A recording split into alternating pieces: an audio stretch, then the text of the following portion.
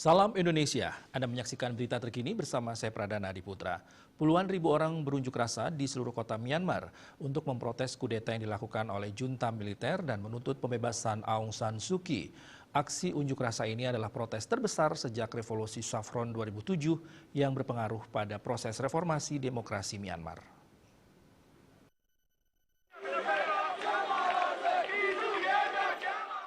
Para demonstran mengenakan kaos merah, bendera merah, dan balon merah yang merupakan warna Partai Liga Nasional untuk Demokrasi (NLD). Sebagaimana dilansir dari Reuters, junta mengakhiri pemblokiran internet. Pemblokiran tersebut sebelumnya mengakibatkan kemarahan masyarakat yang dimulai sejak kudeta pada 1 Februari lalu. Kudeta dianggap menghentikan proses transisi demokrasi di Myanmar. Kerumunan demonstran terlihat memenuhi jalan saat mereka menuju Pagoda Sule di jantung kota Yangon. Sejumlah orang juga melakukan protes menentang kudeta militer di Yangon. Barisan polisi bersenjata dengan perisai anti huru-hara mendirikan barikade, tetapi tidak mencoba menghentikan demonstrasi. Beberapa demonstran menghadiahi polisi dengan bunga sebagai tanda perdamaian. Para pengunjuk rasa memberi hormat dengan 3 jari yang telah menjadi simbol protes terhadap kudeta.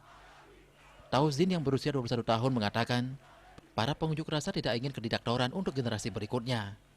Masa tidak akan menyelesaikan revolusi ini sampai membuat sejarah dan akan berjuang sampai akhir.